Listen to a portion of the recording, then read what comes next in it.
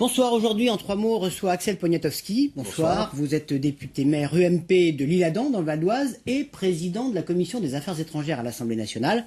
Alors, la rupture promise par Nicolas Sarkozy quand il a été élu, est-ce qu'elle s'applique aussi à la politique étrangère ? Bien, en matière de politique étrangère, il n'y a pas un changement à 180 degrés, mais il y a rupture, effectivement. C'est le credo européen. L'Europe était complètement enlisée et c'est Nicolas Sarkozy qui a permis de débloquer les choses. Il y a deuxièmement l'affirmation de l'appartenance de la France au camp occidental et on le voit dans nos nouvelles relations avec les États-Unis notamment. Voilà, justement, certains disent qu'il y a un alignement sur la politique étrangère des États-Unis. Non, c'est sûrement pas un alignement, mais en revanche, les relations sont plus amicales. Bien. Parce que certains mouvements islamistes ont tiré profit de ce changement pour dire que finalement la France n'était plus un sanctuaire et pour nous menacer. Non, mais on le voit bien, il n'y a pas en matière de politique étrangère, à l'égard des États-Unis, il n'y a pas un changement fondamental. Notre politique au Moyen-Orient, qui sont les sujets importants que nous traitons avec les Américains aujourd'hui, notre position n'a pas fondamentalement changé. Qu'il s'agisse de la crise, du conflit israélo-palestinien, qu'il s'agisse de la situation à l'égard de l'Iran ou à l'égard de la Syrie ou au Liban, notre positionnement est le même. Alors, il y a un changement dans la pratique, en tout cas, une rupture dans l'entourage du président de la République qui intervient. C'est-à-dire que ses conseillers, le secrétaire général de l'Élysée interviennent, y compris dans des domaines de politique étrangère. Oui, alors moi je ne comprends pas cette polémique et je ne partage pas le point de vue de certains de mes collègues UMP. Pourquoi Claude Guéant, premièrement, n'empêche personne de parler. Il n'empêche pas les ministres de parler. Deuxièmement, Claude Guéant, c'est le principal collaborateur du président de la République. Mais il n'a pas de légitimité électorale. Mais il n'a pas plus de légitimité que les ministres. Je veux dire, et les ministres et Claude Guéant, ils sont tous nommés par le président de la République. Leur fonction, leur tâche, leur devoir, leur autorité, ils ne la doivent qu'au président de la République. Et je dois dire que moi, parfois, et je le vois en tant que président de la Commission des Affaires étrangères, ça m'intéresse parfois tout autant, si ce n'est plus, que d'auditionner certains des conseillers proches du président de la République que les ministres. Donc je ne vois pas où est le problème. Alors pour l'Europe, donc le Parlement va entériner le traité de Lisbonne. Là, vous pensez que ça va redonner une dynamique à l'Europe ? C'était absolument nécessaire.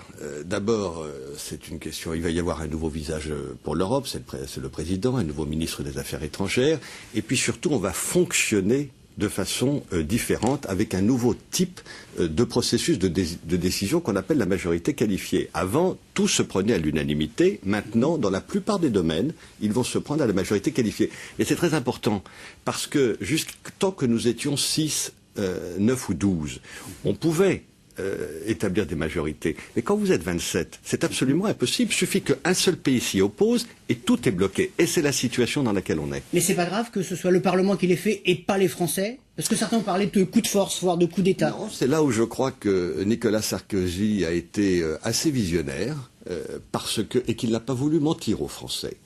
Tout au long de la campagne électorale, il a dit exactement ce qu'il ferait pour débloquer l'Europe. Il a dit qu'il ferait ce mini-traité et il a dit comment est-ce qu'il le ferait approuver, c'est-à-dire ratification parlementaire. Autrement dit, il n'a pas menti. Et finalement, c'est ça qui se passe. Et moi, je considère que c'est tout aussi légitime parce qu'il a été élu président de la République par tous les Français sur ce programme-là.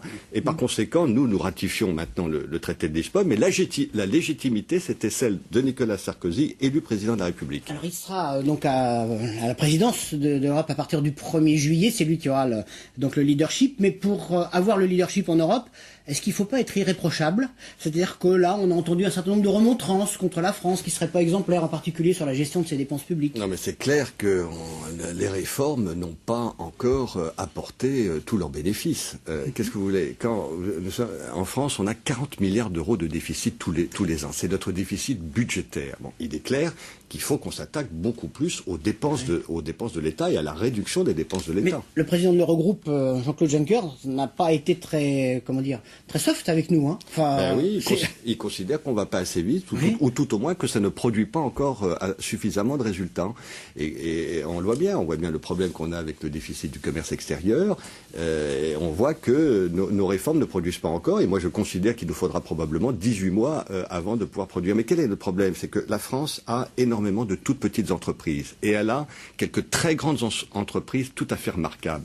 Mais elle n'a pas le tissu des moyennes entreprises qu'ont les Allemands ou les Anglais, par exemple. Alors, vous êtes signataire d'une pétition pour que la France signe un protocole additionnel au traité de Lisbonne, parce qu'on s'est aperçu que dans ce traité de Lisbonne, on avait abandonné le drapeau, l'hymne européen, la devise européenne, tout ça ne fait pas partie du traité de Lisbonne. Ce qu'on appelle les symboles. Oui. Alors c'est pas un protocole additionnel, en fait c'est une déclaration qui est attachée au traité de Lisbonne et la France n'est pas signataire de ces déclarations, comme quoi elle adhère aux symboles de l'Union européenne. Et pourquoi? C'est la raison pour laquelle hier soir, lors de mon intervention, j'ai demandé à ce que la France soit signataire des symboles européens, comme le sont 16 des 27 pays. Oui. Et j'espère bien que nous arriverons à convaincre le gouvernement de faire. Pourquoi? Les symboles, c'est quoi? Mais c'est un oubli ou c'est parce que ça n'émeut personne apparemment?